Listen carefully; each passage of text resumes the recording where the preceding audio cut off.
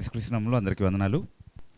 దేవుని వాక్యం నుండి మనము యోహాను సువార్త 1వ అధ్యాయము మొదటి 18 వచనాల వరకు పోయిన 3 వారాలు మనము ఈ వాక్య భాగం మీద ధ్యానిస్తూ వచ్చాము. అయితే యేసుక్రీస్తు ప్రభు ఎవరు అన్నటువంటి ఒక గంభీరమైనటువంటి పరిచయాన్ని యోహాను మనకి ఇచ్చిన తర్వాత ఇప్పుడు యేసుక్రీస్తు ప్రభువుకు సంబంధించినటువంటి చరిత్రలోనికి అడుగు పెట్టబోతున్నాడు యోహాను 19వ వచనం నుండి. ఆ వాక్య భాగాన్ని ఈరోజు మనం ధ్యానించబోతున్నాము. వీలవుతే కనుక 19 నుండి 34 వరకు ఉన్నటువంటి వాక్య భాగాల్ని మనం ధ్యానించి అర్థం చేసుకునే ప్రయత్నం చేద్దాం. ఇక్కడ బాప్తిస్మిచ్చి యోహాను గురించినటువంటి ప్రస్తావన ఇదివరకే మనము ఈ మొదటి 18 వచనాల్లో 2-3 సార్లు చూసాం. 6 నుండి 8 వరకు ఉన్నటువంటి వాక్య భాగాల్లో దేవుని వద్ద నుండి పంపబడినటువంటి ఒక నమ్మకమైన సాక్షి ప్రస్తావన యోహాను చేస్తున్నాడు. ఆయన ఆ వెలుగు కాదు కానీ ఆ వెలుగును గురించి సాక్ష్యం ఇవ్వడానికి దేవుని చేత పంపబడ్డాడు అన్నటువంటి మాటలు అక్కడ చదువుతున్నాం మనం. అట్లాగే 15వ వచనంలో యోహాను సువార్త 1వ అధ్యాయం 15వ వచనంలో యోహాను ఆయన గురించి సాక్ష్యం ఇస్తూ నా వెనుక వచ్చేవాడు నాకంటే గొప్పవాడు, ఆయన నాకంటే ప్రముఖుడు, నాకంటే ముందు ఉన్నవాడు అన్నటువంటి మాటలు కూడా చెప్తున్నట్టుగా మనం చూస్తా ఉన్నాం. తెలుగు అనువాదంలో 15వ వచనంలో కొంచెం లోపం ఉందని పోయిన వారం మనం చెప్పుకున్నాము. ఆయన నాకంటే ముందున్నవాడు అన్నటువంటి మాట అంత క్లియర్గా ట్రాన్స్లేట్ చేయబడినట్టుగా మనం చూడట్లేదు. అక్కడ నాకంటే ప్రముఖుడు కాబట్టి నాకంటే ముందున్నవాడిగా ఎంచబడ్డాడు అన్నటువంటి భావంలో తర్జుమా చేయబడింది. కానీ వాస్తవానికి ఆ రెండు వేరువేరు విషయాలు. ఆయన నాకంటే ప్రముఖుడు, నాకంటే ముందున్నవాడు అన్నటువంటి విషయాల్ని చాలా స్పష్టంగా యోహాను చెప్తా ఉన్నాడు. ఇవి ఇదివరకే యోహాను మనకు, అంటే ఈ సువార్త రచయిత యోహాను మనకు బాప్తిస్మిచ్చి యోహాను ఇచ్చిన సాక్ష్యం గురించి చెప్పినటువంటి సంగతులు. అయితే 19వ వచనంలో యేసుక్రీస్తు ప్రభు చరిత్రలోనికి అతను అడుగు పెడుతున్నప్పుడు ఒక నాటకీయమైన రంగాన్ని మన ముందు పెడతా ఉన్నాడు. యోహానుతో సంభాషిస్తూ ఆయనతో విభేదించడానికి కొంతమంది యెరూషలేము నుండి వచ్చారు. వాళ్లతో ఆయన మాట్లాడుతున్నటువంటి ఒక సన్నివేశంతో ఈ చరిత్రను ఆయన ప్రారంభిస్తున్నట్టుగా మనం చూస్తూ ఉన్నాం. అంటే యోహాను ఏ సందర్భంలో ఎలాంటి సాక్ష్యాన్ని ఇచ్చాడు అన్నటువంటి విషయాలు కొంతవరకు మనకు తెలియజేసేటటువంటి ప్రయత్నంలో ఈ సన్నివేశాన్ని యోహాను మన ముందు ఉంచుతున్నట్టుగా మనం చూస్తూ ఉన్నాం. సో ఇక్కడ జరిగిన విషయం ఏంటి అంటే, యెరూషలేములో ఉన్నటువంటి కొంతమంది యూదులు కొందరు యాజకుల్ని, లేవీయుల్ని యోహాను దగ్గరికి పంపించారంట, బాప్తిస్మిచ్చి యోహాను దగ్గరికి. యోహాను ఇప్పుడు ఈ సమయంలో ఎక్కడున్నాడు అంటే బేతనియా దగ్గర ఉండి బాప్తిస్మం ఇస్తున్నటువంటి సందర్భం అనమాట. అది తర్వాత వచనాల్లో మనం చూసాం, 28వ వచనంలో. సో అయితే ఇది బేతనియా ప్రాంతంలో యోహాను బాప్తిస్మం ఇస్తున్నప్పుడు, యోర్దాను ఆవలనున్న బేతనియా ప్రాంతంలో ఆయన బాప్తిస్మం ఇస్తున్నటువంటి సందర్భంలో జరిగినటువంటి సంఘటన అనమాట. అయితే యోహాను దగ్గరికి పంపబడినటువంటి వీళ్ళు యూదుల చేత పంపబడ్డారు అని మనం చదువుతా ఉన్నాము. అంటే మనకు అర్థమయ్యేది ఏంటి అంటే, యూదుల చేత పంపబడ్డారు అంటే యూదుల జనసమూహం చేత పంపబడ్డారని కాదు దాని అర్థం. జనసమూహానికి వాళ్ళని పంపించే అధికారం ఉండదు కదా, లేవీయుల్ని, యాజకుల్ని. కాబట్టి యూద మత నాయకులు వారిని పంపించారు అనేది అర్థం చేసుకోవాలి. యెరూషలేములో ఉండే మత నాయకులు ఎవరు అని అంటే దాదాపుగా 70 మందితో కూడినటువంటి ఒక సాన్హెడ్రిన్ అని పిలువబడేటటువంటి ఒక అధికార సభ అని పిలవచ్చు దాన్ని. ఓకే, వాళ్ళు కలిసి నిర్ణయాలు తీసుకుంటారు, మతపరమైనటువంటి నిర్ణయాలు. కొంతవరకు రాజకీయాలను కూడా వారు ప్రభావితం చేస్తారు. ఎందుకంటే రాజకీయ నిర్ణయాలు ఏవైతే మతపరమైనటువంటి కోణంలో చేయబడతాయో అవన్నీ కూడా వారి ద్వారానే అమలు చేయబడతాయి. తర్వాత వారికి రోమియోలతో, అంటే అప్పుడు రాజ్య పరిపాలన చేసినటువంటి రోమియోలతో కూడా చాలా మంచి సత్సంబంధాలు వాళ్ళకు ఉంటాయన్నమాట. సో ఎక్కడైనా ఏదైనా జనసమూహాన్ని ఆకర్షించేటటువంటి ఒక విప్లవాత్మకమైనటువంటి సంఘటన ఏదైనా జరుగుతుంది అని అంటే అది వెంటనే వాళ్ళకి కలవరం పుట్టించేటటువంటి విషయం అనమాట. ఎందుకంటే వాళ్ళకి ఉన్నటువంటి రాజకీయ పదవులు ఏవైతే ఉంటాయో, అంటే రోమియోల చేత ఆమోదించబడినటువంటి వారి యాజకత్వపు పదవి ఏదైతే ఉందో దానికి ఎక్కడ తేడా వస్తుందో అన్నటువంటి ఒక భయం. అంతేకాకుండా బాప్తిస్మిచ్చి యోహాను పరిచర్య చాలా పెద్ద ప్రభావాన్ని చూపించింది. ఎందుకంటే మనకు మార్కు సువార్త 1వ అధ్యాయం 5వ వచనంలో మనం చదివినప్పుడు యెరూషలేములోను యూదయలోను ఉన్న వారందరూ ఆయన దగ్గరికి వెళ్ళి బాప్తిస్మం పొందారు. ఆయన ద్వారా మారు మనసు పొంది పాపాలు ఒప్పుకుంటూ ఆయన దగ్గరికి వెళ్ళి బాప్తిస్మం పొందారు అని మనం చూస్తూ ఉన్నాం. అంటే యాజకుల వైపుకి ఆకర్షించబడాల్సినటువంటి ప్రజలు, శాస్త్రులు పరిసయ్యుల దగ్గరికి ఆకర్షించబడాల్సినటువంటి ప్రజలు ఎవరి దగ్గరికి ఆకర్షించబడుతున్నారు? ఇప్పుడు బాప్తిస్మిచ్చి యోహాను వైపుకి ఆకర్షించబడతా ఉన్నారు. సో అది తప్పకుండా వాళ్ళ ప్రభావాన్ని తగ్గించేటటువంటి విషయంగా, వాళ్ళకున్నటువంటి స్థానాన్ని సవాలు చేసేటటువంటి ఒక పరిస్థితిగా వాళ్ళు ఖచ్చితంగా దాన్ని చూశారు. కాబట్టి కొంతమందిని బాప్తిస్మిచ్చి యోహాను ప్రశ్నించడం కోసం పంపించారు. అసలు ఇంతకీ ఈయన ఎవరు, ఎందుకు ఈ పనులు చేస్తున్నాడు అన్నటువంటి విషయాల్ని ఆరా తీయడానికి వాళ్ళు వచ్చారు. సో వాళ్ళు వచ్చి యోహాన్ను ప్రశ్నించినప్పుడు మొదట యోహాన్ చెప్పినటువంటి విషయం ఏంటి అంటే నేను క్రీస్తును కాదు అని చెప్పాడు. అంటే అక్కడ నువ్వు క్రీస్తువా అని వాళ్ళు అడిగినట్టుగా ఏమీ మనకు కనబడట్లేదు. కానీ నేను క్రీస్తును కాను అని ప్రత్యేకంగా ఆయన చెప్తున్నాడు అని అంటే ఆ ప్రశ్నకు సమాధానంగానే బహుశా ఆయన చెప్పుండొచ్చు అక్కడ రాయబడి ఉండకపోయినప్పటికీ. సో నేను క్రీస్తును కాదు అని మొదట చెప్తా ఉన్నాడు. యోహాన్ కూడా మనకు అదే చెప్పాడు కదా, ఆయన ఆ వెలుగు కాదు కానీ ఆ వెలుగును గురించి సాక్ష్యం ఇవ్వడానికే వచ్చాడు అన్నటువంటి విషయం చెప్తున్నాడు. సో నేను క్రీస్తును కాదు అని చెప్పాడు. తర్వాత వాళ్ళు ఇంకో ప్రశ్న అడిగారు, మరి నువ్వు ఏలియావా అని అడిగారు. ఎందుకని నువ్వు ఏలియావా అని అడిగారు ప్రత్యేకంగా? ఏలియా వస్తాడన్నటువంటి ఒక విశ్వాసము యూదుల మధ్యలో ఉండింది ఆ సమయంలో. అంటే ఏలియా పాత నిబంధనలో పరిచర్య చేసినటువంటి ఏలియాయే మళ్ళీ అక్షరాల్లో తిరిగి వస్తారు అన్నది వాళ్ళకు ఉన్నటువంటి అవగాహన. టిష్బీయుడు అయినటువంటి ఏలియా ఎవరైతే ఆహాబు సమయంలో దేవుని పక్షంగా నిలబడి ఇశ్రాయేలుకు ప్రవక్తగా వ్యవహరించాడో ఆయన మళ్ళీ అక్షరాల తిరిగి వస్తాడు అన్నది వాళ్ళకు ఉన్నటువంటి అవగాహన.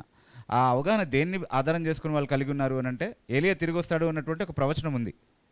మలాకీ గ్రంథం 4వ అధ్యాయంలో మనం చదివినప్పుడు ఏలియా మళ్ళీ తిరిగి వస్తాడు అన్నటువంటి ప్రవచనం ఉంది. కాబట్టి అక్షరాల ఏలియాయే తిరిగి వస్తాడు అని వాళ్ళు అనుకున్నారు. అందుకే ఆ ఏలియా నువ్వేనా అని అడుగుతున్నారు. నేను ఏలియాని కాను అని చెప్పాడు. నేను ఏలియా కాదు అని చెప్పాడు బాప్తిస్మా యోహాను. సో నేను ఏలియా కాదు అని బాప్తిస్మా యోహాను చెప్పినటువంటి సమాధానంతో ఒక చిన్న సమస్య ఉంది మనకి. ఏంటి ఆ సమస్య? యేసుప్రభువే బాప్తిస్మా యోహాన్ని ఏలియా అని చెప్పాడు కదా, రాబో ఏలియా ఇతనే అని చెప్పాడు. అవునా? సో అయితే మరి మత్తయి సువార్త 11వ అధ్యాయము 14వ వచనంలో ఆ మాట చదువుతున్నాం మనం. ఒకసారి చూద్దాం అది. ఈ సంగతిని అంగీకరించుటకు మీకు మనస్సుంటే రాబోవు ఏలియా ఇతడే. ఎవరి గురించి మాట్లాడుతున్నాడంటే ఆ సందర్భం అంతట్లో కూడా బాప్తిస్మా యోహాను గురించి మాట్లాడుతున్నాడు. మాట్లాడుతూ ఈ సంగతి మీకు అంగీకరించడానికి మనస్సుంటే రాబోవు ఏలియా ఇతడే అని యోహాను గురించి అంటున్నాడు. కానీ యోహాన్ని అడిగితే ఏమంటున్నాడు? నేను ఏలియాని కానంటున్నాడు. మరి అది వైరుధ్యం కాదా? అంటే బాప్తిస్మా యోహానుకి తన గురించినటువంటి అవగాహన లేదా, లేకపోతే యేసుక్రీస్తు ప్రభుకి సరైనటువంటి అవగాహన లేదా ఏలియా గురించి, లేకపోతే ఏంటి విషయం అసలు? లేకపోతే దీన్ని పరస్పర వైరుధ్యంగా చూడాలా? యోహాన్కి ఆ విషయం తెలియకుండా ఉండే అవకాశం లేదు. అది ఇంకొక పాసిబిలిటీ. యోహాన్కే అది తెలీదా అని నేను అడిగిన ప్రశ్నకి యోహాన్కే ఆ విషయం తెలియకుండా ఉండే అవకాశం లేదు. ఎందుకంటే జకరియా అతను పుట్టినప్పుడే ఒక ప్రవచనం చేశాడు. అది ఆయనకు తెలియపరచకుండా ఉండే అవకాశం లేదు కదా. ఏం ప్రవచనం చేశాడు చూడండి ఒకసారి. లూకాసు వార్త 1వ అధ్యాయము 17వ వచనంలో ఏమేమి చెప్తున్నాడు చూడండి. బాప్తిస్మా యోహాను పుట్టినప్పుడు ప్రవక్త అయిన జకరియా, అంటే ఆయన తండ్రి, బాప్తిస్మా యోహాను తండ్రి, ఆయన గురించి ప్రవచిస్తూ ఏమంటున్నాడు చూడండి. మరియు అతడు తండ్రుల హృదయములను పిల్లల తట్టునకును అవిధేయులను నీతిమంతుల జ్ఞానమును అనుసరించుటకును త్రిప్పి ప్రభువు కొరకు ఆయత్తపడి ఉన్న ప్రజలను సిద్ధపరచుటకై ఏలియా యొక్క ఆత్మయు శక్తియు గలవాడై ఆయనకు ముందుగా వెళ్ళును గనుక నీకు సంతోషమును మహా ఆనందమును కలుగును. అతడు పుట్టినందున అనేకులు సంతోషింతురనెను. సో ఏలియా యొక్క శక్తియు ఆత్మయు కలిగి ఇతను పరిచర్య చేస్తాడు అన్నటువంటి ప్రవచనం ఆయన గురించి చెప్పబడింది కదా. సో యేసుక్రీస్తు ప్రభు రాబో ఏలియా ఈయనే అని చెప్పినప్పుడు, మీకు అంగీకరించడానికి మనస్సుంటే రాబో ఏలియా ఇతనే అని చెప్పినప్పుడు, ఏలియా యొక్క ఆత్మయు శక్తియు కలిగి పరిచర్య చేయడానికి వచ్చినటువంటి ఇతను ఏలియాగా ఆ ప్రవచనాన్ని నెరవేరుస్తున్నాడు అన్నటువంటి భావంలో మాట్లాడుతున్నాడు ప్రభు. తర్వాత కూడా రూపాంతర కొండ దిగొస్తున్నప్పుడు మత్తయి సువార్త 17వ అధ్యాయంలో ఏలియా ముందు వస్తాడని వాళ్ళు ఎందుకు అంటున్నారు మరి అని శిష్యులు అడిగినటువంటి ప్రశ్నకి ఏలియా ఆల్రెడీ వచ్చేశాడు, తోచిన విధంగా వాళ్ళు ఆయనతో వ్యవహరించారు అన్నటువంటి మాట చెప్పారు. తర్వాత శిష్యులకు అర్థమైనటువంటి మర్మం ఏంటి అని అంటే అదే ఆయన బాప్తిస్మా యోహాను గురించే మాట్లాడాడు అని. ఓకే, సో మలాకీ గ్రంథంలో ఏలియా మళ్ళీ వస్తాడు అన్నటువంటి ప్రవచనానికి నెరవేర్పు బాప్తిస్మా యోహాను ఏలియా యొక్క ఆత్మయు శక్తియు కలిగి పరిచర్య చేయడంలో నెరవేర్చబడింది. కానీ అక్షరాల ఏలియా రావడం ద్వారా కాదు. కానీ ఇక్కడ ఎవరైతే ప్రశ్న అడుగుతున్నారో నువ్వు ఏలియావా అని, వాళ్ళ అవగాహనలో ఉన్న విషయం ఏంటి అంటే నిజంగా టిష్బీయుడు అయినటువంటి ఏలియాయే రావాలని. మళ్ళీ ఏలియా యొక్క శక్తియు ఆత్మయు కలిగి ఏలియా ప్రవచనం నెరవేర్చడానికి రావాల్సినటువంటి వాడు నువ్వేనా అని అడిగుంటే అవును నేనే అని చెప్పుండేవాడు, దాంట్లో సమస్య ఏమీ లేదు. కానీ వాళ్ళ ఉద్దేశంలో ఆ భావం లేదు కాబట్టే నేను కానని చెప్పాడు. లేకపోతే అలా చెప్పేటటువంటి అర్థమే లేదు అందులో. ఇంకా ఓకే, అది అర్ధరహితంగా ఉండేది నేను కానని చెప్పడం. లేదా తప్పించుకునే ప్రయత్నం చేస్తున్నాడు, యోహాన్ భయపడిపోయాడు అని అట్లా ఏదైనా అనుకోవాల్సి ఉంటుంది మనం. ఓకే, బట్ లేదా అంటే అలా అనుకోవడానికి వీల్లేదు కదా. ఎందుకంటే అలా చెప్పినంత మాత్రాన ఆయన ఏమి విడిచిపెట్టరు. అసలు వాళ్ళు వచ్చింది ఎవరని తెలుసుకోవడానికి కిందకి. ఏలే కాకపోతే మరి ఎవరని నెక్స్ట్ క్వశ్చన్ వస్తుంది కదా. కాబట్టి తప్పించుకునే అవకాశం అక్కడ లేదు. అంతేకాకుండా ఈ వివరణ లేకపోతే మనం అట్లాంటి కంజెక్చర్స్ చేయొచ్చు ఒకవేళ. ఈ వివరణ ఉంది కాబట్టి ఇలా అనుకునేటటువంటి ప్రత్యామ్నాయాన్ని మనం తీసుకోవాలి. ఎందుకంటే అది వాక్యానుసారమైనటువంటి వివరణ కాబట్టి. Okay, so right, yeah. So నేను ఏలియాను కాను అని చెప్పేశాడు. ఏలియా ప్రవచనాన్ని నెరవేర్చినటువంటి, ఏలియా యొక్క శక్తి ఆత్మీయ కలిగి పరిచయం చేసినటువంటి వ్యక్తి బాప్తిస్మిచ్చు యోహానే అయినప్పటికీ నేను ఏలియాను కాను అని చెప్పడంలో ఉద్దేశం ఏంటి అంటే, నేను తిష్బీయుడు అయిన ఏలియాను కాను, పాత నిబంధనలో ఉన్నటువంటి ఏలియా అక్షరాలా వచ్చాడని మీరు అనుకోవడానికి వీల్లేదు అన్నటువంటి వివరణ ఇస్తా ఉన్నాడు అక్కడ. సో తర్వాత అడిగినటువంటి ప్రశ్న ఏంటి అంటే, మరి నువ్వు ఆ ప్రవక్తవా అని అడిగారు. ఆ ప్రవక్తవా అంటే ఎవరు? ఏ ప్రవక్త?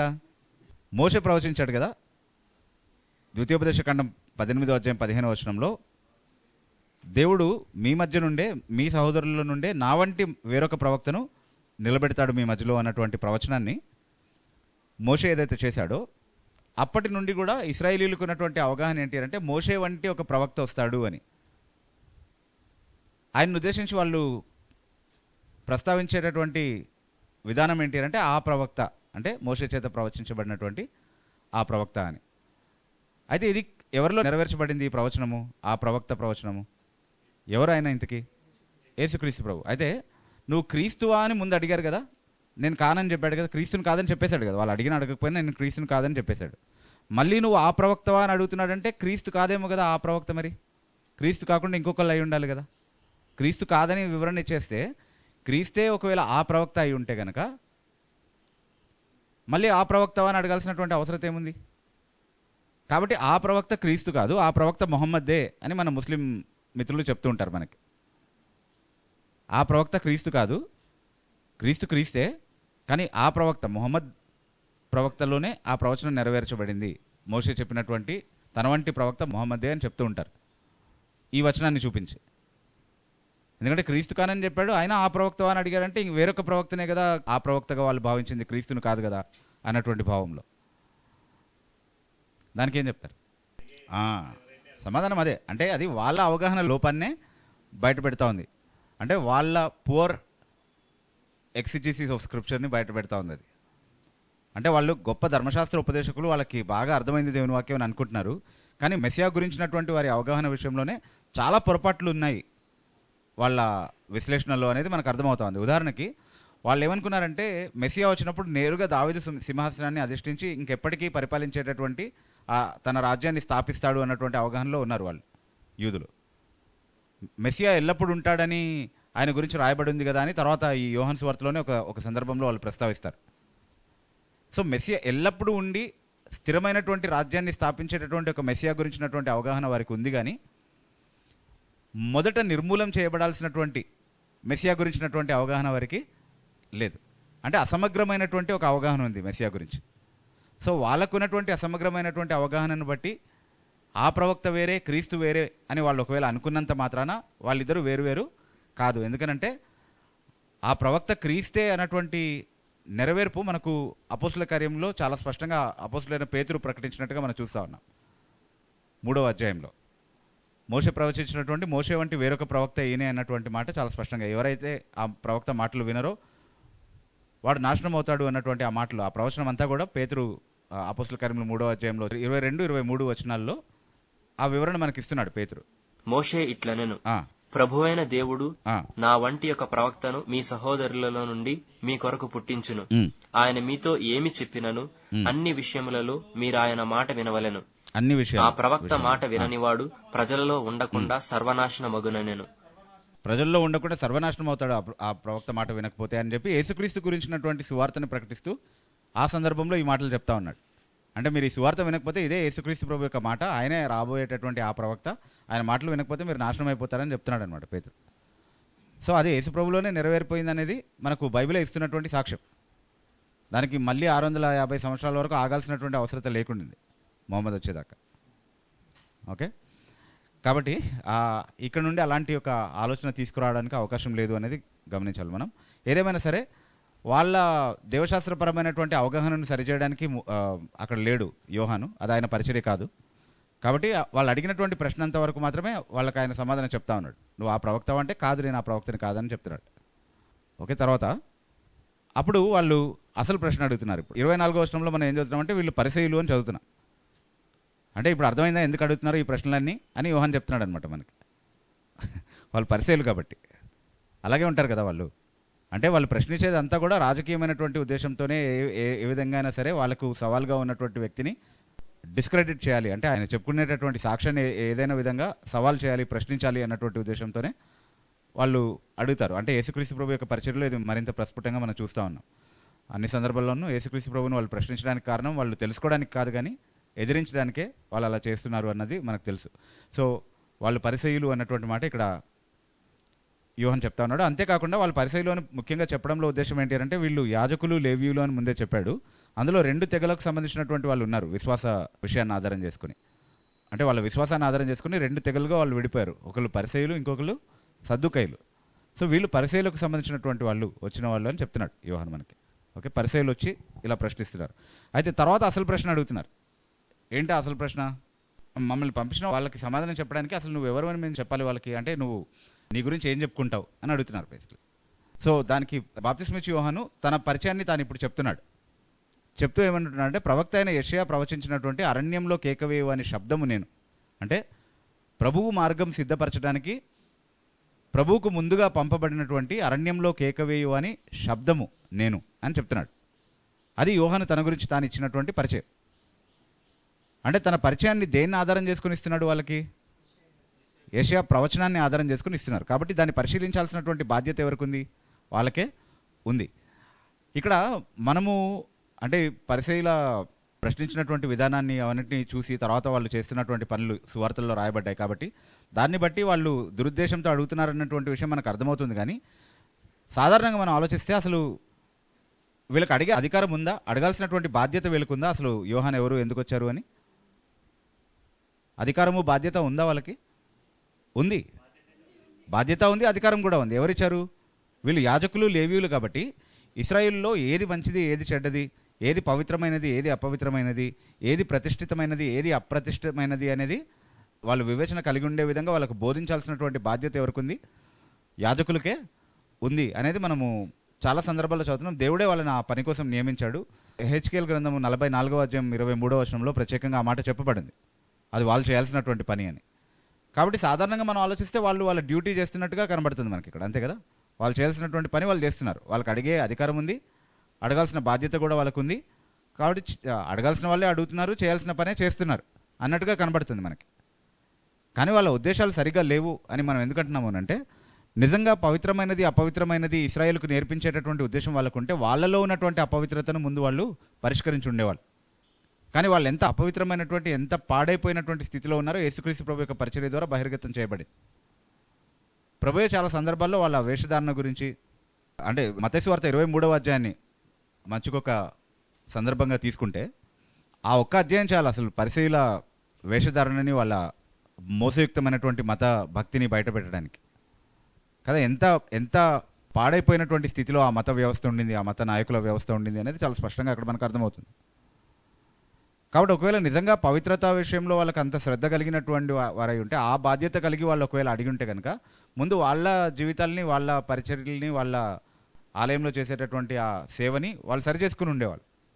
వాళ్ళ మతభక్తి విషయంలో వాళ్ళు ముందు సరిచేసుకుని ఆ తర్వాత నిజమైనటువంటి ఆసక్తితో దేవుని మాట మాత్రమే మనము ఇశ్రాయేలీయులకి బోధించాలి. దేవునికి భిన్నంగా జరిగేటటువంటి లేదా దేవుడు ఏర్పాటు చేసినటువంటి వ్యవస్థకు వేరుగా జరిగేటటువంటి దేన్ని కూడా మనం ఆమోదించకూడదు, దాన్ని అడ్డుకోవాలన్నటువంటి ఉద్దేశం అప్పుడు వాళ్ళకు ఉందని చెప్పడానికి అవకాశం ఉండేది మనకి. కానీ వాళ్ళే యథార్థంగా లేరు కాబట్టి అలా మనం వాళ్ళ పక్షంగా ఊహించడానికి కూడా అసలు అవకాశం లేని విధంగా ఉంది అనేది మనం అర్థం చేసుకోవాలి. సో ఇక్కడే మనం నేర్చుకోవాల్సినటువంటి ఒక పాఠం ఉంది కదా. ఈరోజు యేసుక్రీస్తు ప్రభు ఈ లోకంలో తన పరిచర్య నెరవేర్చడానికి స్థాపించినటువంటి ఒక వ్యవస్థ ఉంది. ఏంటది? సంఘం. సో వాక్య పరిచర్యకు సంబంధించినటువంటి ఏ విషయమైనా సరే ఎవరు చేయాలి? సంఘమే చేయాలి, అది నియమం కదా. అయితే పరిచర్య పేరుతో ఒకవేళ సంఘంలో కాకుండా ఇంకెక్కడైనా ఏదైనా జరుగుతుందంటే క్రైస్తవం పేరుతో, దాన్ని ప్రశ్నించి దాన్ని పరిశీలించాల్సినటువంటి బాధ్యత కూడా ఎవరికి ఉంది? క్రైస్తవులకే ఉంది, సంఘానికే ఉంది కదా. అయితే ఈరోజు మనం చూసేటటువంటి విషయం ఏంటి అంటే, సంఘంలో కాకుండా సంఘం వెలుపల చాలా పరిచర్యలు జరుగుతున్నాయా? వాటిని ఒక పేరుతో పిలుస్తారు. చర్చ్ కాన్సెప్ట్ని డిఫెండ్ చేసేటటువంటి వాళ్ళు ఒక ప్రత్యేకమైన పేరుతో దాన్ని పిలుస్తారు, పారా చర్చ్. అంటే ఇది సంఘమే కాదు, సంఘం వెలుపల నుండి జరిగేటటువంటి వేరొక సంస్థ ద్వారా లేకపోతే వేరొక ఏర్పాటు ద్వారా జరిగేటటువంటి పరిచర్య అని ఇండికేట్ చేయడానికి దాన్ని పారా చర్చ్ అని పిలుస్తారు. కొన్ని ఎగ్జాంపుల్స్ ఏమైనా చెప్తారా? పారా చర్చ్, గిడియన్. ఓకే, గిడియన్స్ ఒక చర్చ్ కాదు కదా. ఇంకా ఫ్రెండ్స్ మిషనరీ ప్రేయర్ బ్యాండ్, ఇంకా స్టూడెంట్ మినిస్ట్రీస్ ఉన్నాయి. ఎగ్జాక్ట్లీ, స్టూడెంట్స్ మినిస్ట్రీస్ ఉన్నాయి.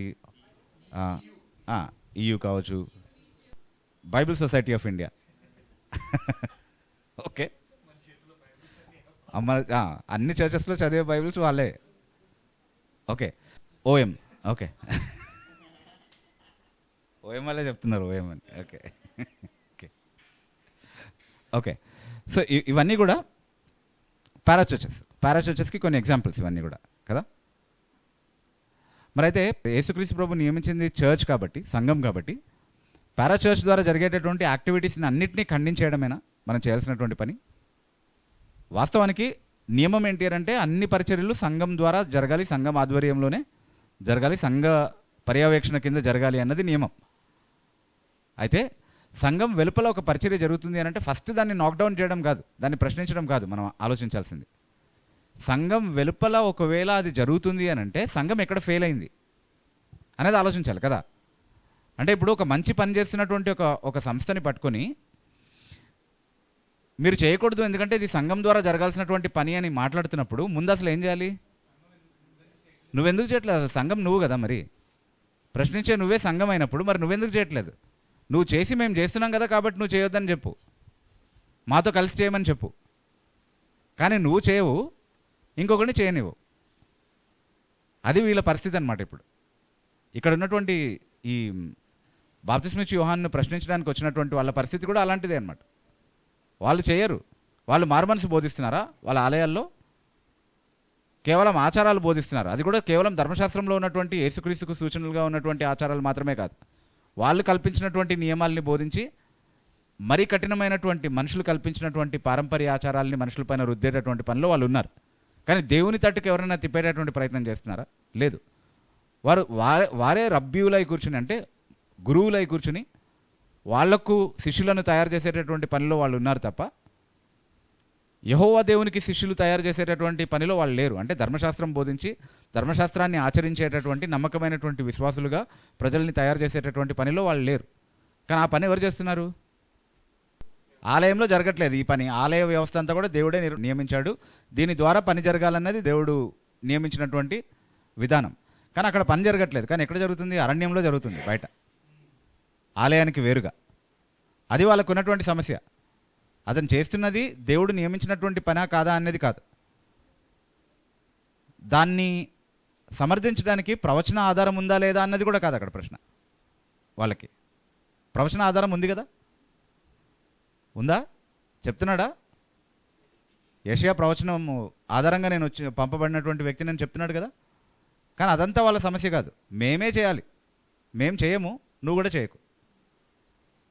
నువ్వెవరు అసలు చేయడానికి, మేముండగా అనేది వాళ్ళకు ఉన్నటువంటి సమస్య అనమాట. సో అదే యాటిట్యూడ్ ఈరోజు క్రిస్టియన్డంలో కనబడుతూ ఉంది. కానీ మనం అర్థం చేసుకోవాల్సింది ఏంటి అంటే దేవుడు ఏ ఒక్క ప్రత్యేకమైనటువంటి ఏర్పాటు పైన ఆధారపడినటువంటి వాడు కాదు. నియమంగా ఆయన ఒక విషయాన్ని నియమించి ఉండొచ్చు, ఒక విషయాన్ని వ్యవస్థీకృతం చేసి ఉండొచ్చు, దాని ద్వారా చేయాలన్నటువంటి ఉద్దేశం దేవునికి ఉండొచ్చు. కానీ దాని అర్థము ఆయన తన్ను తాను దానికే పరిమితం చేసుకున్నాడని కాదు. చాలాసార్లు సంఘాలకే హెచ్చరిక చేశారు కదా, నేను వచ్చి మీ దీపస్తంభాన్ని తీసివేస్తానని చెప్తున్నాడు. అంటే మీరు మీ పని చేయకపోతే మీరు సంఘంగా ఉండకుండా నేను మిమ్మల్ని చేస్తాను. అంటే దేవుడు ఎప్పుడు కూడా ఇట్లాగే చేశాడు. అంటే ఆయన నియమించినటువంటి విధానంలో ఆయన ప్రజలు పని చేయనప్పుడు వేరే వారి ద్వారా దాన్ని చేసి చూపించాడు. So if you are seeing para churches all around, then I would say it is a slap on the church's face which has failed to do its job. It is God's slap on the church's face when you see a para church organization doing its ministry very faithfully. నువ్వు చేయాల్సిన పని వాడు చేస్తున్నాడు. వాడికి అవకాశం ఇచ్చింది ఎవరు? నువ్వు చేయని నీ అసమర్థత లేకపోతే నీ సమర్పణ లేనితనమే కదా. సో సంఘంగా చేయాలన్నది మంచి నియమమే అయితే కనుక దాన్ని పాటిద్దాం మనం.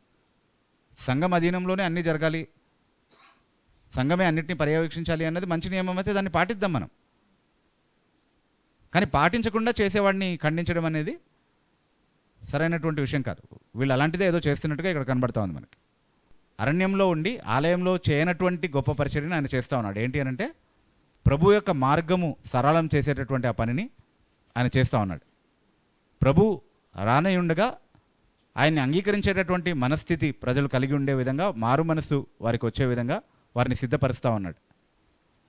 ఆ పరిచర్య నేను చేస్తున్నాను, ఆ పరిచర్య చేయడానికి నేను పంపబడినటువంటి వాడిని అని తన గురించి తాను పరిచయం ఇస్తున్నాడు యోహాన్. సో ఇప్పుడు 24వ వచనంలో వీళ్ళు పరిచయాలు అని చెప్తున్నాడు. 25వ వచనంలో ఇంకొక ప్రశ్న అడుగుతున్నారు వాళ్ళు కదా. ఏంటది? నువ్వు క్రీస్తువు కావు, ఏలియావి కావు, ఆ ప్రవక్తవి కావు, మరి ఎందుకు బాప్తిస్మం ఇస్తున్నావు? వాళ్ళ అసలు సమస్య అది. ఇప్పుడు అసలు ప్రశ్న వచ్చిందనమాట బయటికి. అసలు నువ్వు బాప్తిస్మం ఎందుకు ఇవ్వాలి? నువ్వు బాప్తిస్మం ఇవ్వకూడదు కదా, నువ్వు ఎవరివని బాప్తిస్మం ఇస్తున్నావు, నీకు ఏం అధికారం ఉంది అన్నది వాళ్ళ అసలు సమస్య అనమాట. ఆ ప్రశ్న అడగడానికి వచ్చారు. చాలా తెలివిగా ఆరా తీస్తున్నారనమాట, ఒక్కొక్కటి అడిగి, అదేదో తెలుసుకోవడానికి వచ్చి నేర్చుకోవడానికి వచ్చిన వాళ్ళలాగా. ఓకే, సో ఇప్పుడు అడుగుతున్నారు అసలు ప్రశ్న. ఇవేవి కానప్పుడు నువ్వు ఎందుకు అడుగుతున్నావు? అది ఎప్పుడు అడుగుతున్నారు ఆ ప్రశ్న? నువ్వు క్రీస్తువి కావు, నువ్వు ఎలియావి కావు, ఆ ప్రవక్తవి కావు, మరి ఎందుకు బాప్తిస్మం ఇస్తున్నావు అన్న ప్రశ్న ఎప్పుడు అడుగుతున్నారు?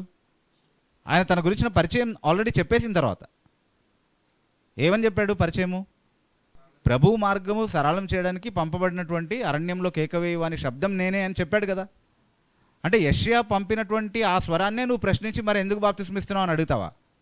ఓహో, యెషయా ప్రవచించినటువంటి ఆ ప్రవక్తవి నువ్వే అయితే కనుక, యెషయా ప్రవచించినటువంటి ఆ స్వరము, ఆ శబ్దము నువ్వే అయితే కనుక ఖచ్చితంగా నువ్వు చేసేటటువంటి పనిలో అర్థం ఉండొచ్చు అని ఒక్క క్షణమైనా ఆలోచించకుండా వాళ్ళు కొన్ని ప్రీసపోజిషన్స్ పెట్టుకొని వచ్చారు. నువ్వు క్రీస్తువైనా అయి ఉండాలి, ఏలియావైనా అయి ఉండాలి, ఆ ప్రవక్తవైనా అయి ఉండాలి. ఈ మూడు కాకపోతే ఇంక నీకు అసలు బాప్తిస్మం ఇచ్చే అధికారం లేదు. అది నువ్వు సొంతంగా కల్పించింది అవుతుంది, దేవుని వద్ద నుండి వచ్చినటువంటి ఒక ఆచారం కాదు అన్నటువంటి ఒక నిర్ణయానికి వాళ్ళు వచ్చారు. సరే, నేను క్రీస్తునని ఆయన చెప్పింటే వాళ్ళు ఏమైనా అంగీకరించి ఉండేవాళ్ళ?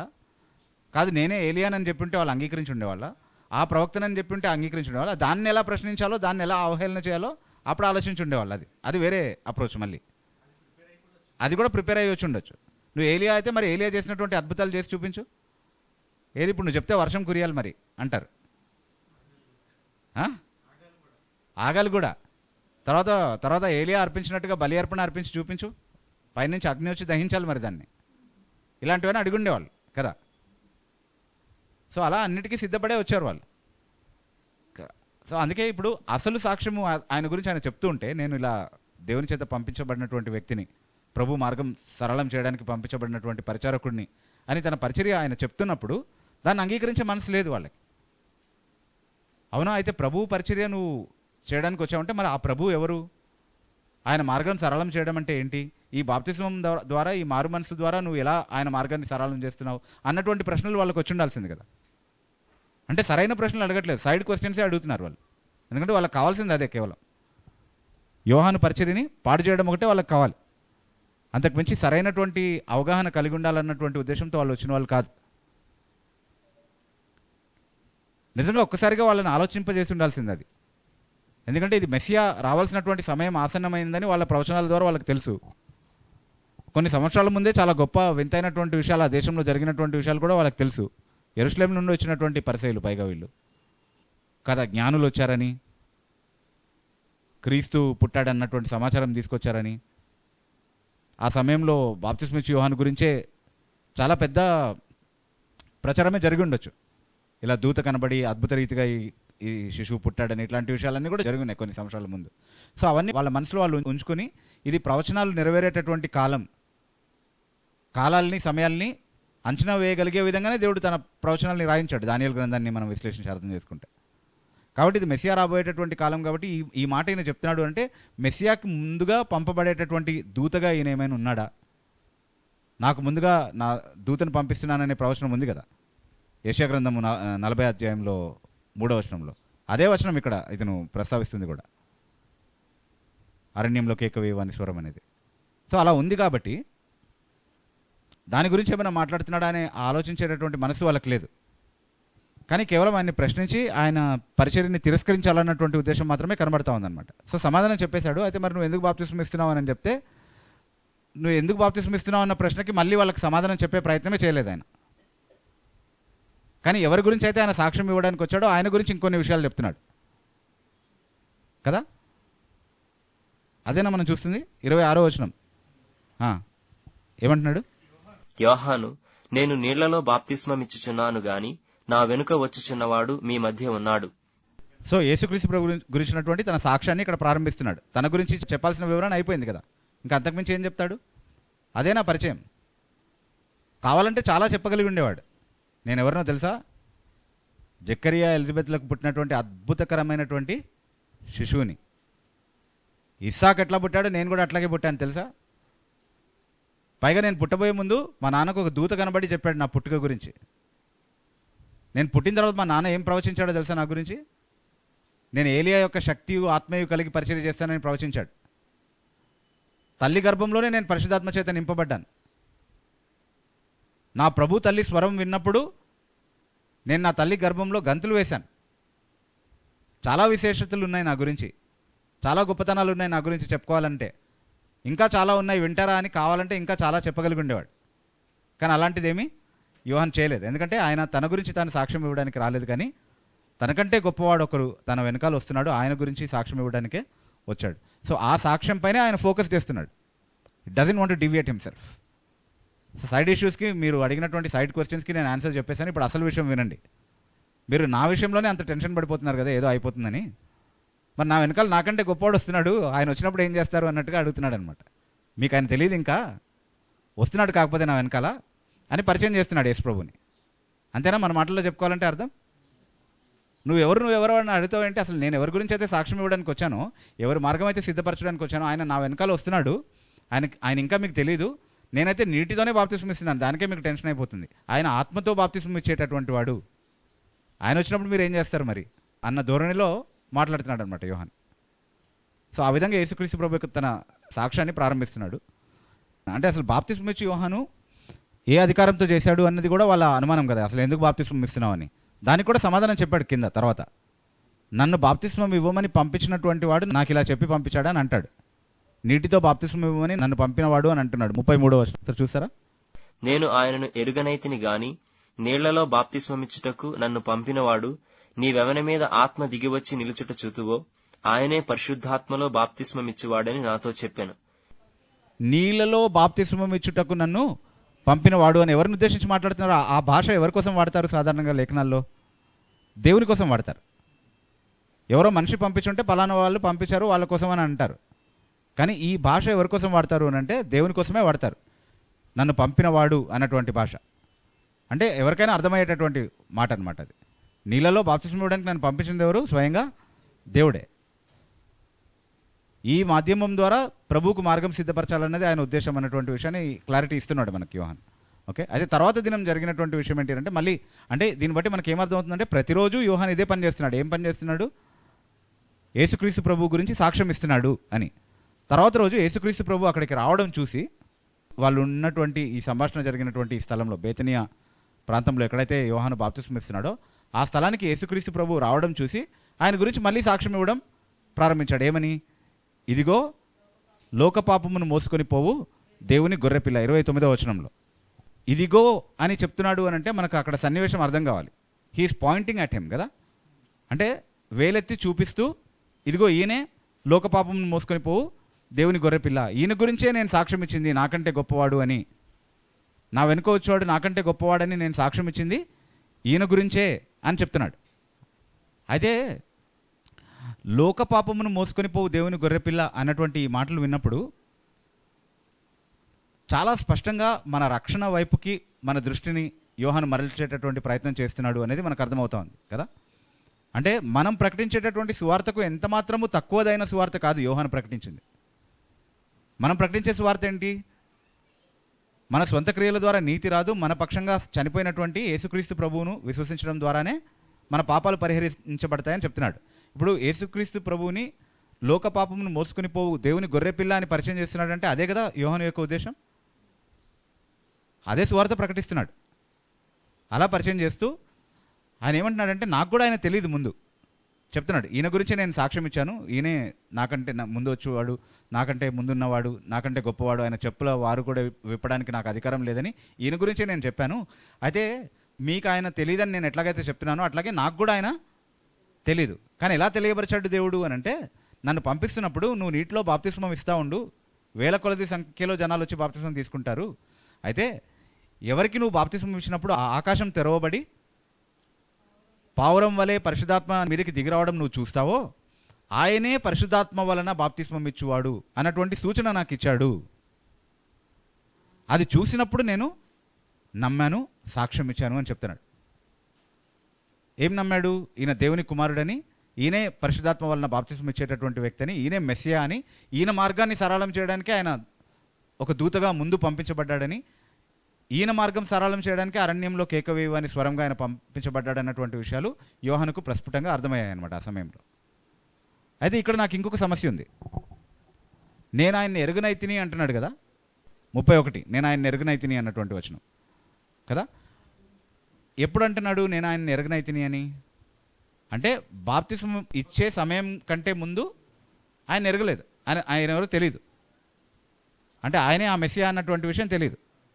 ఓకే, కానీ మనము మత్తయి సువార్త 3వ అధ్యాయంలో నిజంగా బాప్తిస్మము ఇచ్చినటువంటి సందర్భాన్ని గురించి ఆలోచిస్తే 13వ వచనం నుండి మనం ఆలోచించినప్పుడు యేసుక్రీస్తు ప్రభు గలీలియా నుండి యోర్దాను దగ్గరికి బాప్తిస్మం తీసుకోవడానికి వచ్చాడు యోహాన్ దగ్గరికి. వచ్చినప్పుడు యోహాన్ ఒక ప్రశ్న అడిగాడు. ఏమని?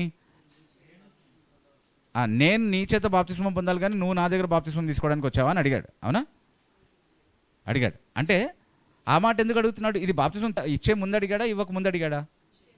ముందే అడిగాడు కదా. మరి ఈయన ఎవరో తెలియనప్పుడు ఆ ప్రశ్న ఎందుకు అడగాల్సి వచ్చింది? చాలా సింపుల్. అప్పటి వరకు బాప్తిస్మిచ్చి యోహానుకి ఇతరుల నోట చెప్పబడినటువంటి సాక్ష్యం మాత్రమే తెలుసు. అంటే ఈయన చాలా గొప్ప శిశువు అని, ఈయన పుట్టుక ఈ విధంగా జరిగిందని, అద్భుతకరంగా జరిగిందని, ఆయన పుట్టినప్పుడు జరిగినటువంటి అద్భుతకరమైనటువంటి సంఘటనలు ఏవైతే ఉన్నాయో అవన్నీ కూడా తన తల్లిదండ్రుల ద్వారా, వారి బంధువురాలైనటువంటి మరియ ద్వారా, ఆమె భర్త అయినటువంటి యోసేపు ద్వారా ఆయన వినుండొచ్చు. దాన్ని బట్టి ఆయన మీద చాలా గౌరవం ఉంది. అప్పటికే తనకంటే గొప్ప పరిచయం చేయడానికి ఆయన వచ్చాడని అర్థమైంది. కానీ ఆయన ఖచ్చితంగా రాబోయే మెస్సియా అన్నటువంటి విషయం ఎవరు నిర్ధారించి చెప్పాలి? ఆయనకి దేవుడే చెప్పాలి. ఎందుకంటే ఈయన ప్రవక్తగా ఉన్నాడు. సో ఇంకొకరి సాక్ష్యం ఆధారంగా ఈయన చెప్పడం కాదు. ఈయన ప్రవక్త కాబట్టి ఈయనకి బయలుపరచాల్సింది ఎవరు? దేవుడే. దానికోసం ఆయన వేచి ఉన్నాడు కాబట్టి ఇంకా మెస్సియా అన్నటువంటి తీర్మానానికి రాలేదు.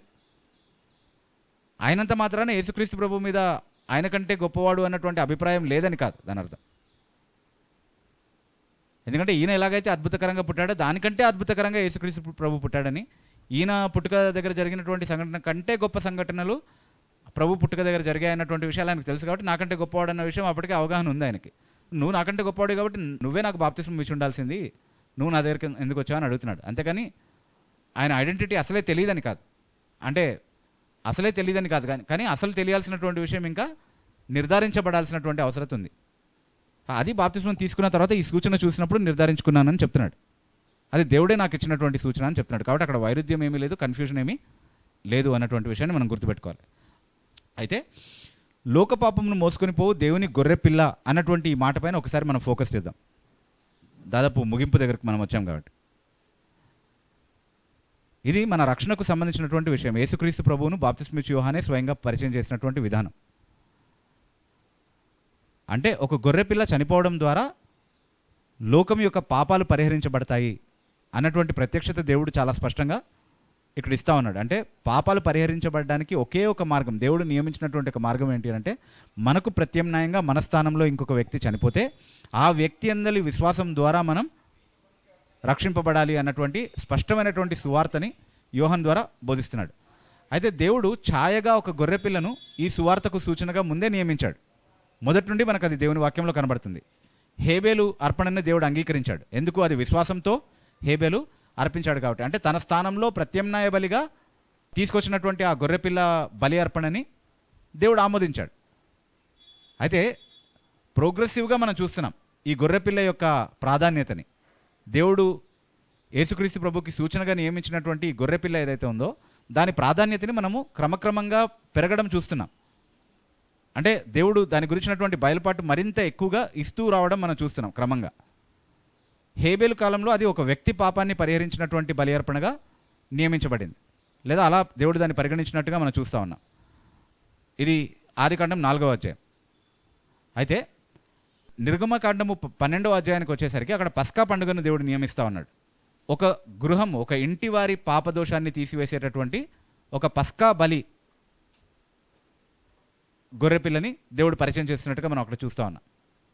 1 లేదా 2 ఇల్లులు కలిసి ఒక గొర్రెపిల్లని అర్పించవచ్చు అన్నటువంటి వెసులుబాటు అక్కడ ఇచ్చినప్పటికీ ఒక గృహానికి సంబంధించినటువంటి పాప పరిహారానికి సంబంధించిన గొర్రెపిల్లగా దాన్ని చూస్తా ఉన్నాం. ఒక గృహం యొక్క లేదా ఒక కుటుంబం యొక్క పాపాన్ని పరిహరించేటటువంటి గొర్రెపిల్ల అక్కడ మనకు పరిచయం చేయబడతా ఉన్నాడు. అది కూడా యేసుక్రీస్తు ప్రభుకు ఛాయగా నియమించబడినటువంటి గొర్రెపిల్ల. తర్వాత లేవీకాండం 16వ అధ్యాయానికి మనం వచ్చినప్పుడు ఒక ప్రాయశ్చిత్త దినాన్ని ఇశ్రాయేలీయులకి నియమిస్తున్నాడు. సంవత్సరానికి ఒకసారి వచ్చేటటువంటి ఈ ప్రాయశ్చిత్త దినాన గొర్రెపిల్ల యొక్క రక్తాన్ని తీసుకుని అతి పరిశుద్ధ స్థలంలోనికి యాజకుడు ఒక్కసారే ప్రవేశిస్తాడు. ప్రతి సంవత్సరం జరిగేటటువంటి ఆచారం ఇది. దాని ద్వారా ఇశ్రాయేలీయుల పాపం అంతా కూడా పరిగణించబడుతుంది. అంటే ఒక జాతికి, ఒక దేశం అంతటికీ కూడా అవసరమైనటువంటి బలి అర్పణగా దేవుడు నియమించినటువంటి ఒక బలి పశువును మనం అక్కడ చూస్తున్నాం, గొర్రెపిల్లని మనం చూస్తున్నాం అక్కడ. కానీ యేసుక్రీస్తు ప్రభు విషయంలో తర్వాత మనం ఇంకా ప్రోగ్రెసివ్గా దేవుడు దీన్ని బయలుపరుస్తూ వచ్చినటువంటి విధానాన్ని గమనిస్తే యెషయా గ్రంథం 53వ అధ్యాయము 7వ వచనంలో ఈ ఛాయగా నియమించినటువంటి గొర్రెపిల్ల వాస్తవానికి ఒక మనిషి, ఒక వ్యక్తి అయినటువంటి బయలుపాటు మనకు అర్థమవుతా ఉంది. అక్కడ ఒక వ్యక్తికి సంబంధించినటువంటి విషయాలు ఇవన్నీ సూచనగా ఉన్నాయి. అయితే అలాంటి ఒక వ్యక్తి వస్తాడు అన్నటువంటి ఒక ఖచ్చితమైనటువంటి ప్రవచనం యెషయా గ్రంథం 53వ అధ్యాయంలో మనం చూస్తా ఉన్నాం. ఇప్పుడు యోహాను ఏం చేస్తున్నాడు? నేరుగా అక్షరాల అక్కడ నిలబడినటువంటి ఒక వ్యక్తి వైపుకి వేలు చూపించి, ఇదిగో లోక పాపమును మోసుకొని పోవు దేవుని గొర్రెపిల్ల అంటున్నాడు. ఈయన ఏ గొర్రెపిల్ల? లోక పాపాన్ని, ఒక వ్యక్తి పాపాన్ని కాదు, ఒక కుటుంబం పాపాన్ని కాదు, ఒక దేశ పాపాన్ని కాదు, లోక పాపాన్ని పరిహరించేటటువంటి దేవుని గొర్రెపిల్ల అని ఈ వ్యక్తిని దాని నెరవేర్పుగా చూపిస్తూ ఉన్నాడు అనమాట. అయితే దాని అక్షరాల నెరవేర్పు అనేది యేసుక్రీస్తు ప్రభు యొక్క శిలువ మరణంలో మనం చూస్తూ ఉన్నాం. ఆయన నిజంగా బలిపశువుగా మన స్థానంలో చనిపోయాడు. దానికోసమే ఆయన వచ్చాడు. కాబట్టి ఆ రక్షణ ప్రణాళిక యేసుక్రీస్తు ప్రభు యొక్క మరణంలో నెరవేరడం అనేది మనం చాలా స్పష్టంగా చూస్తా ఉన్నాం. చివరిగా ప్రకటన గ్రంథం 5వ అధ్యాయంలో 8 నుంచి 10 వరకు ఉన్నటువంటి వాక్య భాగాల్ని మనం చూస్తే ఆ గొర్రెపిల్ల అందరి విమోచకుడుగా, అంటే అన్ని జాతుల నుండి, అన్ని ప్రాంతాల్లో నుండి, అన్ని భాషల ప్రజల్లో నుండి తన కొరకు ఒక స్వాస్థ్యాన్ని, తన కొరకు ఒక ప్రజని రక్షించుకున్నటువంటి, తన బలి అర్పణ ద్వారా, తన రక్తం ద్వారా తన కొరకు ఒక ప్రజను సంపాదించుకున్నటువంటి గొర్రెపిల్లగా ఆరాధించబడడం మనం చూస్తున్నాం. The lamb in exaltation, in glory కదా. సో క్రమక్రమంగా దేవుడు ఈ గొర్రెపిల్లను గురించినటువంటి అవగాహన మనకు ముందు ఒక ఛాయారూపకంగా, ఆ తర్వాత ప్రవచన రూపకంగా, ఆ తర్వాత అక్షరాల దాని నెరవేర్పు రూపకంగా, ఆ తర్వాత ఆ గొర్రెపిల్ల నిజంగా మహిమపరచబడేటటువంటి విధంగా మనకు ఆ ప్రత్యక్షతను దేవుడు బయలుపరుస్తూ వచ్చాడు అన్నటువంటి విషయాన్ని యేసుక్రీస్తు ప్రభువులో మనం అర్థం చేసుకోగలుగుతున్నాం. సో లోక పాపమును మోసుకొని పోదు దేవుని గొర్రెపిల్ల అన్నప్పుడు, అదిగో లోకం అంటే లోకమే కదా, అందరి పాపాల కోసం కదా అన్నటువంటి ప్రశ్న కొంతమందికి రావచ్చు. లేఖనాలకు లేఖనాలే నిర్వచనం చెప్పుకోవాలి. కాబట్టి ప్రకటన గ్రంథం 5వ అధ్యాయం 8వ వచనం నుండి 10వ వచనంలో ఉన్నటువంటి వాక్య భాగంలో లోకం ఎలా నిర్వచించబడింది? అన్ని ప్రాంతాలకు, అన్ని భాషలకు, అన్ని వర్గాలకు సంబంధించినటువంటి ప్రజల్లో నుండి ఆయన తన కొరకు ప్రజలను రాజులైన యాజక సమూహంగా ఉండడానికి ఏర్పరచుకున్నాడు అని అంటున్నాడు. కానీ వాళ్ళందరినీ, ఆ ప్రాంతాలన్నింటినీ, ఆ ప్రజలందరినీ కూడా రక్షించేశాడని చెప్తుందా? లేదు, వాళ్ళలో నుండి కొందరిని రక్షించాడు. కాబట్టి లోకము అనంటే ఏ మినహాయింపు లేకుండా అందరూ కాదు, ఏ భేదము లేకుండా అందరూ అన్నటువంటి భావంలోనే వాడబడింది అనేది వాక్యమే మనకి ఇచ్చేటటువంటి చక్కటి నిర్వచనం అనేది మనం గుర్తుపెట్టుకోవాలి. కాబట్టి చాలా సువార్త కేంద్రితమైనటువంటి ఒక పరిచయాన్ని యేసుక్రీస్తు ప్రభు గురించి యోహాను మనకి ఇస్తున్నట్టుగా, అలాంటి గొప్ప సాక్ష్యాన్ని ప్రభు గురించి ఆయన చెప్తున్నట్టుగా మనం చూస్తున్నాం. ఆయన సాక్ష్యాన్ని ఒకసారి ఆలోచిద్దాం ముగింపులో. ఇవే ముగింపు మాటలు. ఈ వాక్య భాగం అంతా కూడా 19 నుంచి 34 వరకు ఉన్నటువంటి వాక్య భాగాన్ని చూసినప్పుడు 7 ప్రాముఖ్యమైనటువంటి విధాలుగా, అంటే ఇంకా ముందున్నటువంటి వచనాలు కూడా 15వ వచనంలో కూడా ఉంది కదా ఆయన చెప్పినటువంటి మాట. సో అవన్నింటినీ కూడా మనం విశ్లేషించి అర్థం చేసుకుంటే 7 ప్రాముఖ్యమైనటువంటి విధాలుగా యేసుక్రీస్తు ప్రభు గురించి సాక్ష్యం ఇస్తున్నాడు యోహాను. 1, ఆయన నాకంటే ముందున్నవాడు అని చెప్తున్నాడు 15వ వచనంలో. 2, ఆయన నాకంటే గొప్పవాడు, ప్రముఖుడు అనే మాట చెప్తా ఉన్నాడు. 3వదిగా ఆయన ప్రభువు అని సాక్ష్యం ఇస్తున్నాడు. ఎందుకు చెప్తున్నానన్నమాట? ఎందుకంటే ఏ ప్రభువు మార్గాన్ని సిద్ధపరచడానికి యోహాను వచ్చాడో, ఏ ప్రభువుకు సాక్ష్యం ఇవ్వడానికి అరణ్యంలో కేకవేవాని శబ్దంగా ఉండడానికి యోహాను పంపించబడ్డాడో ఆ ప్రభు యేసుక్రీస్తే. కాబట్టి నేను ఎవరి గురించి అయితే సాక్ష్యం ఇస్తున్నానో ఆయన ప్రభు అన్నటువంటి విషయాన్ని నిర్ధారిస్తా ఉన్నాడు యోహాను. ఆయన ప్రభు అని చెప్తున్నాడు. ఆ తర్వాత ఆయన లోక పాపమును మోసుకొని పోవు దేవుని గొర్రె పిల్ల అని చెప్తున్నాడు. ఆయన గొర్రె పిల్ల అని చెప్తున్నప్పుడు ఐదవదిగా ఇంకొక సాక్ష్యం ఇస్తున్నాడు. ఏంటి? దేవుని ఎదుట అర్పించబడేటటువంటి గొర్రెపిల్ల నిష్కల్మషమైనదై ఉండాలి. కాబట్టి ఆయన నిష్కలంకుడు, పరిశుద్ధుడు, పవిత్రుడు, పాపుల్లో చేరనివాడు అన్నటువంటి సాక్ష్యాన్ని ఇస్తా ఉన్నాడు. ఆరవదిగా ఏం చెప్తున్నాడు? ఈయన పరిశుద్ధాత్మ ద్వారా బాప్తిస్మం ఇచ్చేటటువంటి వ్యక్తి అని చెప్తున్నాడు. మనకి 33వ వచనంలో ఉంది. 34వ వచనంలో ఈయన దేవుని కుమారుడు అన్నటువంటి సాక్ష్యాన్ని ఇస్తా ఉన్నాడు. సో ఈ 7 ఖచ్చితమైనటువంటి సాక్ష్యాల్ని యేసుక్రీస్తు ప్రభు ఎవరో, ఆయన గురించి సాక్ష్యం ఇవ్వడానికి పంపబడినటువంటి, ఆయన గురించి ఆయన మార్గాన్ని సరళం చేసి ఆయన త్రోవను సిద్ధపరచడానికి, ప్రజలను ఆయన తట్టుకు తిప్పడానికి వచ్చినటువంటి అరణ్యంలో కేకవేయు అనే శబ్దము ఈ 7 విధాలుగా యేసుక్రీస్తు ప్రభు గురించినటువంటి అద్భుతకరమైనటువంటి సాక్ష్యం ఇచ్చినట్టుగా మనం చూస్తూ ఉన్నాం. అలాంటి యేసుక్రీస్తు ప్రభువును మనం మన ప్రభువుగా, మన రక్షకుడిగా కలిగి ఉన్నామా అన్నది ప్రశ్న. లోక పాపమును మోసుకొని పోవు ఆ గొర్రె పిల్ల ద్వారా మన పాపాలు పరిహరించబడ్డాయా? లేదా మన పాపక్షమాపణ కోసం మనం ఇంకెవరిపైన అయినా ఆధారపడుతున్నామా? ఇంకేదైనా మాధ్యమం ద్వారా మనం రక్షణ కలుగుతుందని, లేకపోతే ఇంకేదైనా మనం చేసినటువంటి నీతి క్రియల ద్వారానో, లేకపోతే ఇంకేదైనా విధానంలోనో దేవుడు మనల్ని అంగీకరిస్తాడు అన్నటువంటి ఏదైనా మోసయుక్తమైనటువంటి ఆలోచన మన మనసులో ఉందా అన్నది మనం పరిశీలించాల్సినటువంటి అవసరం ఉంది. ఎందుకంటే కేవలం నిష్కల్మషమైనటువంటి దేవుడు నియమించినటువంటి ఈ లోక పాపమును మోసుకొని పోవు దేవుని గొర్రెపిల్ల ద్వారానే మన పాపాలు ఎప్పుడైనా పరిహరించబడతాయి. ఆయన దగ్గరికి వస్తే మనకు పాపక్షమాపణ ఉంది. ఆయనే అందరికంటే గొప్పవాడు, ఆయన అందరికంటే ముందున్నటువంటి వాడు. ఆయన ప్రభు అంటే ప్రవచనాత్మకంగా ప్రభు అని పిలువబడినటువంటి వారు ఎవరు? పాత నిబంధనలో యెహోవా. ఆయన యెహోవా మార్గాన్ని సరళం చేయడానికి వచ్చిన వాడన్న దృక్పథంతో చెప్పాడు యెషయా.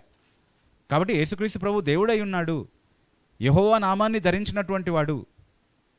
యెహోవాగా ప్రత్యక్షమైనటువంటి 3 వ్యక్తుల్లో, తండ్రి, కుమారుడు, పరిశుద్ధాత్మ అన్నటువంటి 3 వ్యక్తుల్లో తాను ఒక్కడు ఉన్నటువంటి ఆయన దైవత్వపు సాక్ష్యాన్ని ఇక్కడ ఇస్తా ఉన్నాడు. యేసుక్రీస్తు ప్రభుని అంతకంటే తక్కువగా అంగీకరించినటువంటి వాళ్ళు ఎవరు కూడా ఆయనకు పాత్రులు కారు.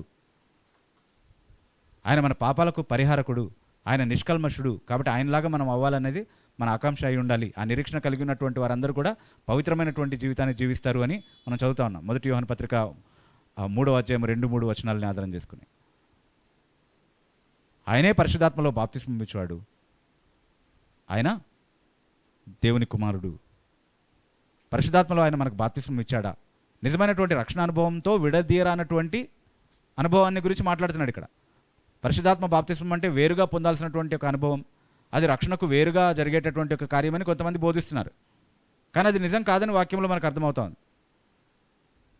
మత్తయి సువార్త 3వ అధ్యాయం 11-12 వచనాలు మనం చదివితే ఆయన పరిశుద్ధాత్మలోను అగ్నిలోను మనకు బాప్తిస్మం ఇచ్చేవాడు అన్నటువంటి పరిచయాన్ని ఇచ్చిన తర్వాత ఆయన చేతిలో ఉంది, ఆయన కళ్ళెమును బాగా శుభ్రం చేసి గోధుమను కొట్టులో పోసి ఆరని అగ్నితో పొట్టును కాల్చి వేస్తాడు అన్నటువంటి మాటలు మనం చదువుతున్నాం అక్కడ కదా. అంటే నిజంగా ఆయన రక్షణ భద్రతలోనికి వచ్చినటువంటి ఆయన కొట్టులో పోయబడిన గోధుమలుగా మనం ఉంటాము. అది పరిశుద్ధాత్మ బాప్తిస్మం పొందడానికి ఆధారం లేదా రుజువు. లేదా ఆయన చేత తిరస్కరించబడి ఆరని అగ్నితో అంటే నిత్య నరకాగ్నిలో కాల్చబడేటటువంటి పొట్టు వలె మనం ఉండేటటువంటి ప్రమాదంలో అయినా ఉంటాం. ఈ 2 ప్రత్యామ్నాయాలే ఉన్నాయి. రక్షకుడిగా యేసుక్రీస్తు ప్రభువుని కలిగి ఉండి అయినా ఆత్మ బాప్తిస్మం పొందని ఏదో మధ్యలో ఊగులాడేటటువంటి ఒక పరిస్థితి ఏమి బైబిల్ బోధించట్లేదు. అదే ఆ లాజరు ధనవంతుని మధ్యలో ఒక పెద్ద అగాధం ఉండింది కదా, అక్కడ ఊగులాడుతున్నటువంటి ఒక 3rd బ్యాచ్ ఏమీ లేదు ఇక్కడ. అక్కడైనా ఉంటారు, ఇక్కడైనా ఉంటారు, మధ్యలో ఎవరు లేరు. కాబట్టి నిజంగా రక్షణ పొందినటువంటి వాళ్ళు ఖచ్చితంగా ఆత్మ బాప్తిస్మాన్ని కూడా కలిగి ఉన్నటువంటి వారే. ఆ ఆత్మ బాప్తిస్మాన్ని ఇవ్వడానికి వచ్చినటువంటి వ్యక్తిగా యేసుక్రీస్తు ప్రభువుని పరిచయం చేస్తా ఉన్నాడు. దేవుడై ఉన్నటువంటి, దేవుని స్వరూపాన్ని అక్షరాలా తనలో కలిగి ఉన్నటువంటి, దేవుని ప్రతిబింబమే అయి ఉన్నటువంటి దేవుని కుమారుడిగా యేసుక్రీస్తు ప్రభువుని ఆయన పరిచయం చేస్తూ ఉన్నాడు. అలా మనకు యేసుక్రీస్తు ప్రభు పరిచయం అయి ఉంటే మనం నిజంగా బైబిల్లో ఉన్నటువంటి యేసుక్రీస్తుని ఆరాధిస్తున్నాం. అలా కాకపోతే మనం ఏ యేసుక్రీస్తుని ఆరాధిస్తున్నామో మనల్ని మనం పరిశీలించి సరి చేసుకోవాల్సినటువంటి అవసరం ఉంది. అలా చేసుకోగలిగేటటువంటి కృప దేవుడు మనందరికీ అనుగ్రహించును గాక. దేవుడి కొద్ది మాటలను దీవించును గాక.